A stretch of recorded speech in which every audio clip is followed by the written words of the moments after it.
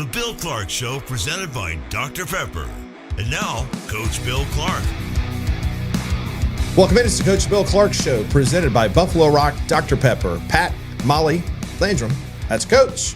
Welcome into this week's edition of the Coach Bill Clark Show. All right, Coach, as we take a look at spring ball in the books, I know we seem to ask you this each and every week, but as you're sitting there getting ready for the summer months, workout programs, the schedule that you have with your assistant coaches, take us through the daily grind for you at this point in time.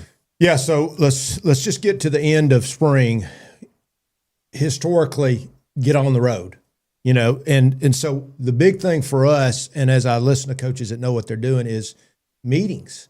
So we're going to have a meeting in January to kick off off-season workouts, which includes, if the coach knows what he's doing, he's talking some strength totals, right? You were, let's go to the basics, just like we did in high school, squat, bench, clean.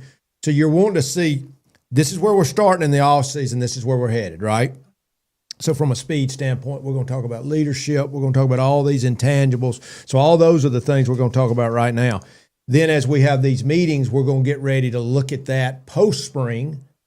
Also, are we keeping you? Are you staying with the program? What now? The change in NIL has changed everything, where we're not at least worried we're going to lose this whole roster.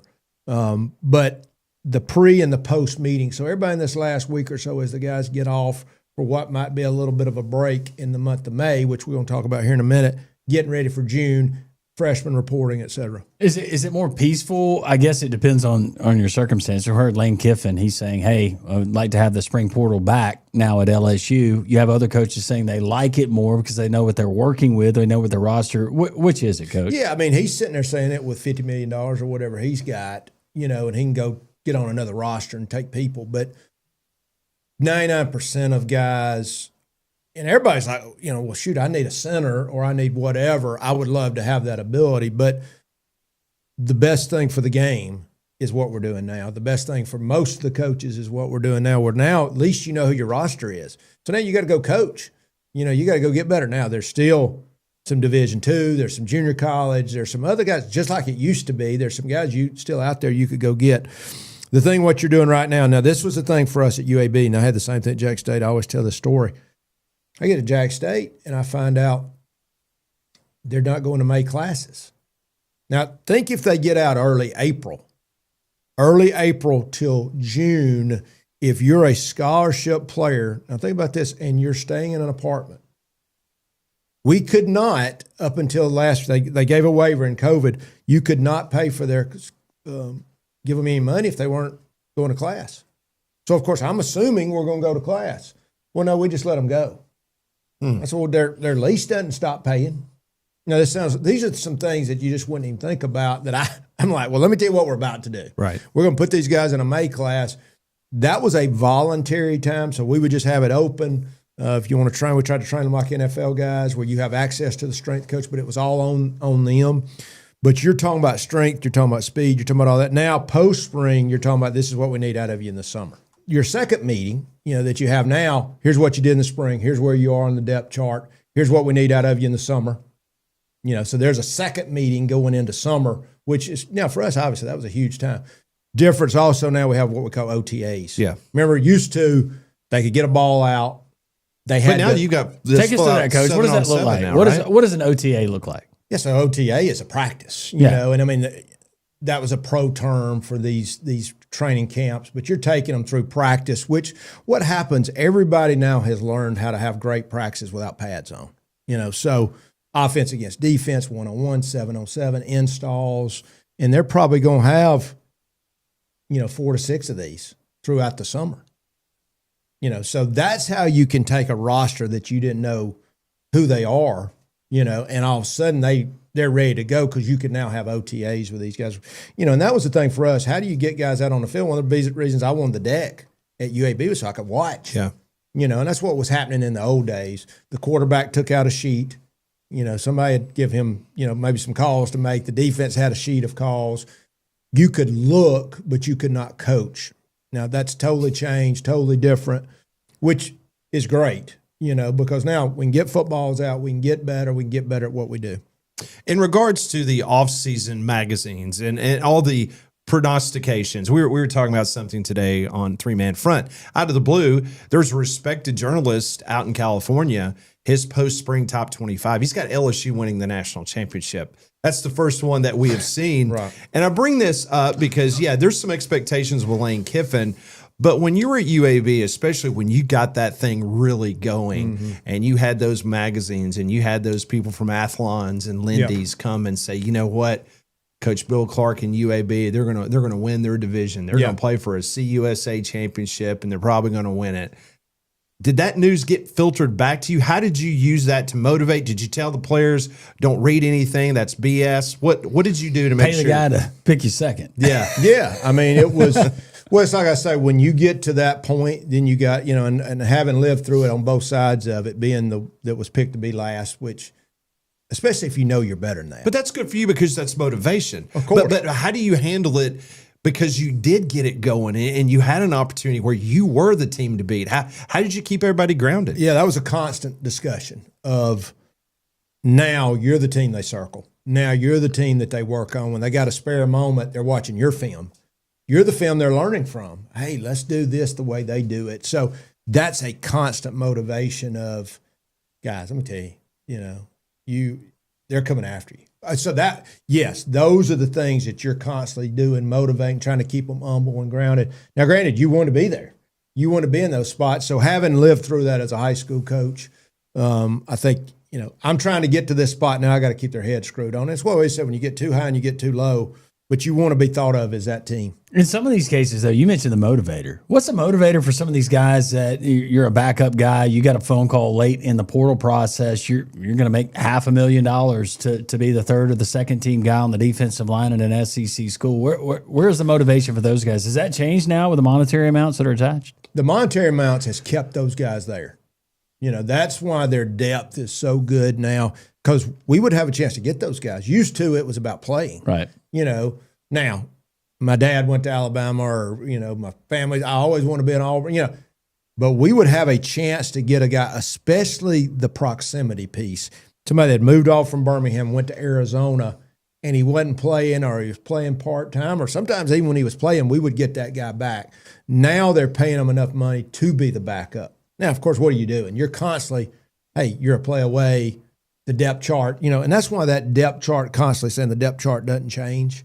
We're trying to create more opportunity, play more guys, et cetera.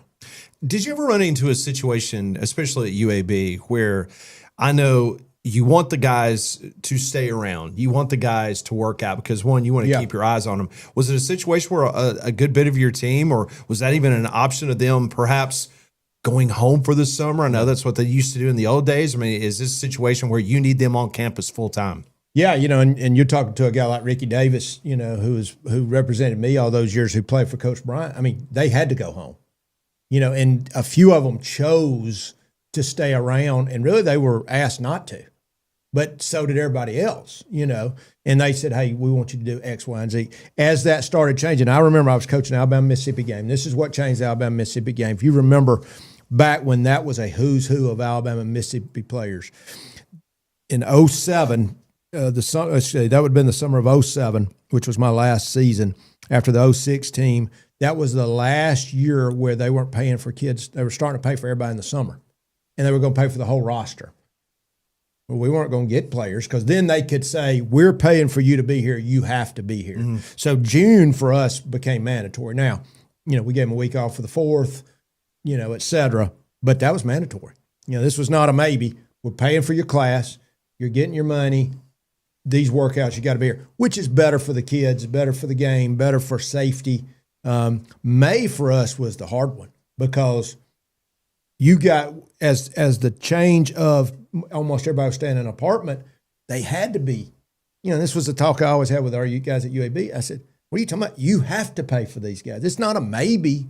They don't get a check for that month legally. Now, they ended up creating a waiver situation for that, but I'm like, I'm not asking you. We got to do this. And we would always find a way to do it. So then it was the weight room is open because that was called a voluntary period. The people that finished the spring earlier, like let's say you were in early April versus a later April, it was better for the ones that were more, their semester lasted longer. We weren't Jack State or UAB. We got out earlier. So, but June's mandatory for everybody, and you get these freshmen coming in. I know, Coach, how things were structured when you're running your programs, but now with NIL, and you're privy to some of these deals with talking to current head coaches. Are NIL deals structured where that's expected, where that's detailed, you're expected to be? If it's a fringe, voluntary type of thing, is that all worded out in the contract? What rules do we even have now? Well, truly, but the voluntary was NCAA. Yeah. We could not have a structured workout. Well, literally you'd put something up on the wall. They'd run their own workouts. No coach on the field? You could have a strength coach out on the field who would be there for safety. He was not supposed to guide. So it really turned into we called it combine training. They worked a lot of individual. They would go out there and do they needed to be there to get paid, to get their money, which was their scholarship. And I always thought that's a lot of time for us to get better individually. And we did. We would have, we'd probably have 90% of our team there. Wow. Time. So which is how we set ourselves apart, and I was always proud of our guys to choose that. Everybody's in there in June, July. Now you got OTAs, so they're actually practicing. In regards to some of the coaches that you talk to now, are they really excited without the second transfer portal? Do they feel a little bit more relaxed in regards how they're approaching the rest of the spring, early summer? Oh, I don't think there's any doubt. Like I said, you got a guy like Lane Kiffin who goes, I'll take my chances, but he's got unbelievable money. If I feel like I'm a good coach and I've got all the money, well, of course that's what I would say. But 90% of them are saying, thank God, I got what I got. Now, would I love to have a chance to go get a center, a receiver? Sure. But do I want somebody going after everybody on my roster and I'm worried I can't play a spring game? So once again, you got Division II, you've got, I guess, FCS, you've got JUCOs. So there's a way to fill those rosters, especially guys that are late.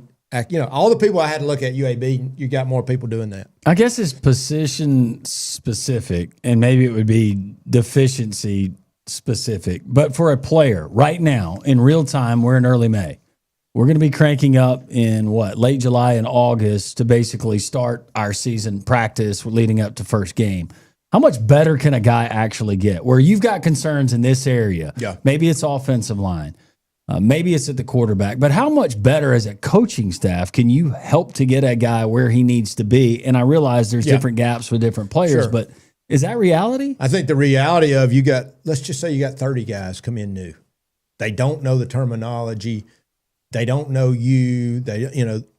You can get those guys a lot better. I lived it, Those are the guys that you're going to see a lot of strides with. Like I said, you might call it a go route and they call it a 9 route. That part of the speed of the game and playing fast and understanding what the coach wants. So having those OTAs and all that time, you're going to see guys just on understanding of what you want have a chance to get exponentially better. Are they going in there watching extra film? Are they learning? And, that's my point. That's what we said. That's why we said we could out-train, out-work, out-prepare if you got guys that are willing to do it. And that's why I just give me guys that want to work. And then their natural ability can come out because they're not thinking about what they're supposed to be doing. That's right. How do we play fast? We play fast by allowing this guy to know what to do. Well, how do we allow him to know what to do? We rep. Right. And we rep it and we rep it and we rep it again, along with strength and speed and all those things that if you believe in what you're doing in a weight room, which I did, it's like I always say, give me a chance to practice with these guys. I got a chance to have them in OTAs. Now, I felt like we had figured it out without cheating. We had found a way to really get them because they believed in it. They were bought in. Now you got a chance to really have them on the field. So, but if you went out and got this big portal class, you're going to need every second you can get. You should have been a coach. Maybe so. Might know a little bit about that. Well, you know what? If he was not a coach, I could see him being my teller at Smart Bank. Yeah.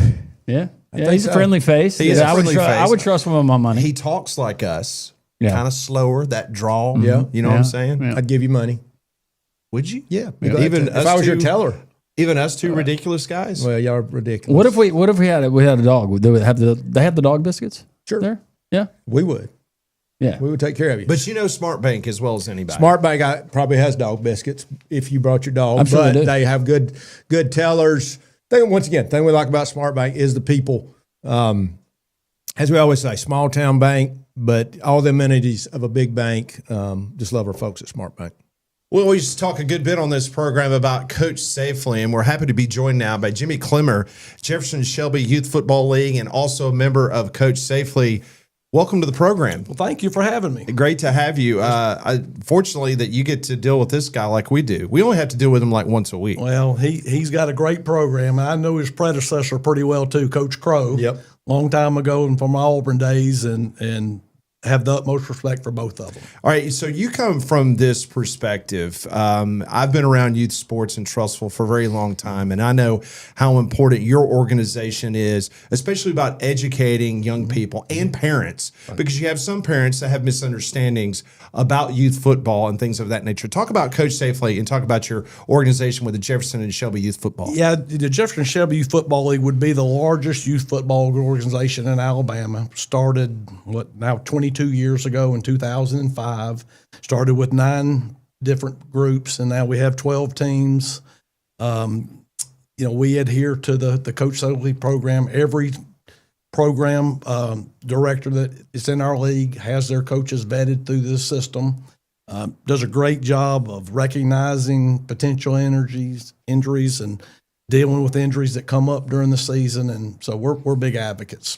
One of the biggest things in me growing up is I love sports, and I always wanted to play football. And there were youth leagues that were around, but there was always kind of the question, and there weren't near as many. They weren't as numerous as they are now. So my parents were hesitant to let me go and play until I started middle school ball. And in retrospect, that was fine. I think the biggest fear for a lot of parents out there, it's the safety concern. Number one, do I just have some guy that just came from his 9-to-5 job pretending that he knows a little bit about football and putting my son or my daughter in harm's way? But also, number two, that coach that wants to go out there and beat Vince Lombardi on day one, and he makes your kid hate the sport and they get burned out. Those are some of the big concerns, and you guys, I'm sure, are addressing those issues. Yeah, I think all youth sports you deal with that, whether it's baseball, basketball, football. You have guys that are trying to relive their glory days or not glory days. And so I think that we do a great job as a league trying to weed those guys out. Right. You're not going to ever stop it from happening, but, they do it enough that's going to get somebody's attention, and we're going to ask them probably not to coach the next year. The biggest thing is you got to make the kids a priority. You've got to recognize, the limitations of some kids going to be behind, some kids are going to be ahead, and you got to make it a good environment for all of them. And I think that's what Coach Safely does. It teaches these coaches, it's not only the concussions, but it's the mental aspect of it. A lot of these kids go through, and they do a great job of addressing it. And like I said, every part in our league requires that their individual coaches or their teams be certified under the Coach Safely umbrella. And I think it eliminates a lot of problems for us.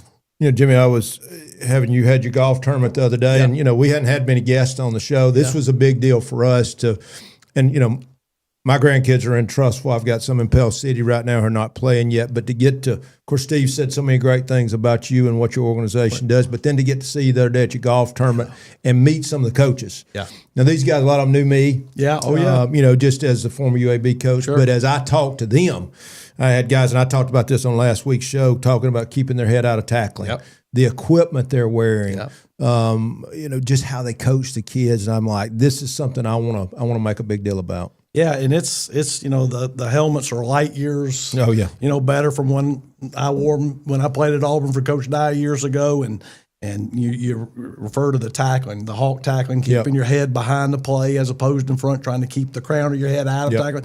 And those are all big things. It's not just the youth leagues, but you see them teaching it in junior high and high school, and we're big advocates of it.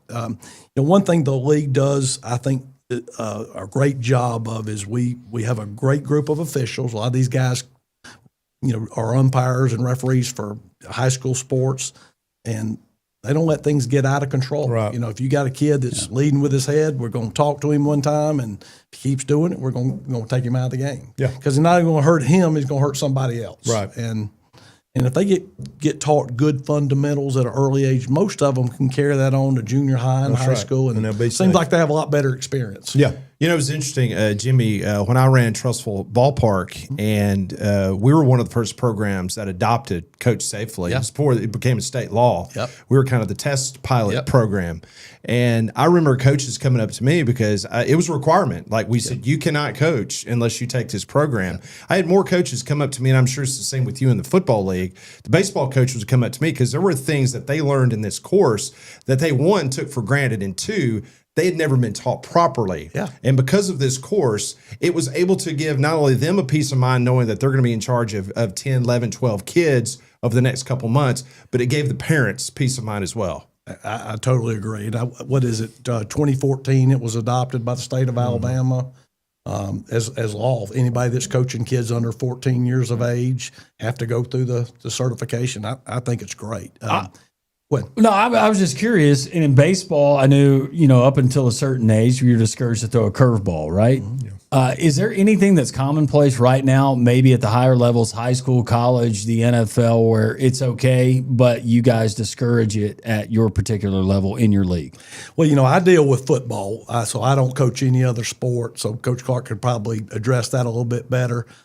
You're referring to football. Yeah, aren't you? football. Football. Okay, I thought you were talking about baseball. Kids see what they watch on TV. So Right. they see what the kids at Auburn or Alabama or UA or B are doing, and they try to mimic it. And, they just can't do the things those kids can do. So, you see them, diving at legs and doing things like that. They're going to probably get them hurt. And that's where the coaches come in. They say, look, we got to tackle a different way. We've got to get our shoulder into it. And it's kind of, the Hulk tackling is more what I would consider be a rugby type tackling. Where you're trying to get the head out of it, you're tackling with your shoulders, and they have an old saying, drive for five. When you make contact with your shoulders, just drive your feet, and we just don't see a lot of injuries. I'm not saying that we couldn't have a rash of them this year, but we just don't see a lot. And that's the point, I think, as we talk to parents out there, coaches that coach the right way with the backdrop of this, and as we say on the back of the hat, it says so they'll play. Yeah. And when we get good coaching and we get people from leadership that believe in doing it the right way, and I'm telling you, what's about to happen with us with this app, with a new updated course, which everybody's going to love. We're in the midst of working on AI, where you will literally be able to get in there and ask the coach, hey, coach, maybe it's a voice you guys have heard before, hey, coach, and it comes from the modules. Yeah. It comes from the modules. I was just, as I took it in April, and I told y'all, I said, I've been in the, I weightlifting, all the stuff, the train stuff, but there was things in there. I'm just like, man, I need this. I want you guys to take it. I want our kids to take it. So I just appreciate the relationship you guys do it and what you're doing for our kids. And all these years you give back, and all your coaches that give back, and all the coaches that are out there giving back, we appreciate it. I added up before I came down here. I think I've coached 15 youth football teams, and I haven't had my kid in 9 years. So I enjoy it. I enjoy being around the kids. It keeps you young a little bit. And I think having coached so many kids, you probably have a little bit of knowledge that maybe somebody else doesn't. Because you got to coach a kid a little differently than you're going to coach an older kid. Yeah. And so it's What would it's a you lot of fun. give me that right quick? So talk about coaching that younger kid. For me, I want them to have fundamentals before they leave us and go to 7th grade. Okay. And I predominantly coach 5th and 6th grades. So I want them to know how to block, use their hands, know how to tackle, know what the different positions are on the field, basic things that, you would consider to be fundamentals in elementary in the game of football. But if you can get the kids to know that, it seems like their experience in football is so much better. They may not be the biggest kid or the fastest kid, but if they have good fundamentals, they can find a place to play. And that's what I've always believed in. Yeah. Well, Jimmy, I know this is a very important time right now because registration has Going on begun right across all these football leagues getting ready for the summer because fall will be here before it knows. For those that are listening to our program right now and those watching us on YouTube, just throw out some information for folks that might be interested in obviously signing their kid up for youth football. Yeah, our parks are Cahaba Valley, which was the Briarwood Youth, Chelsea, Hoover, Helena, Vestavia, Gardendale, Trustful, Thompson, Homewood, The Patriots. Spain Park, Oak Mountain. Everybody has open registration right now, and most of them will have it open through the month of May, probably close the first week in June. Get them signed up. Yeah. It's a great experience. some of the bad publicity you hear about, injuries and things. I'm not saying can't happen, but they're not as frequent as you would think. Thanks to Coach Safely. Thanks to Coach Safely and Coach Clark. And it really is. I take the course every year. I seem to learn something every year. Yeah. You think you're smart, but you're not too old to learn every year. Right. Well, that's Jimmy Clemmer. Thank you so much for joining us here on the Bill Clark Show. Before we get out of here, Coach, I want to talk about Webb Concrete and Building Supplies. Yeah, Phil Webb's name always comes up with guys that just take care of people, do the right thing. Obviously, Jacob working there is a big deal to me, and all the building supplies you need for commercial buildings and or your home. They got them. We got 9 locations all around the area. So Phil and those guys at Webb Concrete and Building Supplies. We also have a little bit of time before we get out of here. CoachSafely.org, you are continuing to keep the road hot. You are all over the Southeast getting the word out about Coach Safely. Yeah, Louisiana just passed the Senate. I think we'll get it passed in the House. Hopefully we'll have a bill signing. We're in Georgia right now. Steve Brown, who you don't see off camera, is hitting the road. We're in Georgia, partnered up with Georgia Park and Rec, Mississippi. We got the law in Arkansas. I really believe this is fixing to be a nationwide deal. Starts in Alabama. We're going to take care of home folks first. It's good to be number one first, and we were first. Absolutely. John Madden had the Madden Cruiser. What I about know, the Coach what's it- Safely Cruiser? Big I like old that. whistle on the top. It I could be like like the that. Oscar Y'all Mayer can winner drive. thing going down. Yeah, Y'all people can really take have turns. it. Let's Coach go. Safely, look. He would look good in it. He look great in it. He really would. They would. Yeah. I'll never fly again. There you go. All right. For Jimmy Lee and the great people at Buffalo Rock and Dr. Pepper, we appreciate them being our title sponsor. Gazoo tight there for Molly. Off record, off scene there. We'll be back next week with another edition of the Bill Clark Show presented by Buffalo Rock, Dr. Pepper.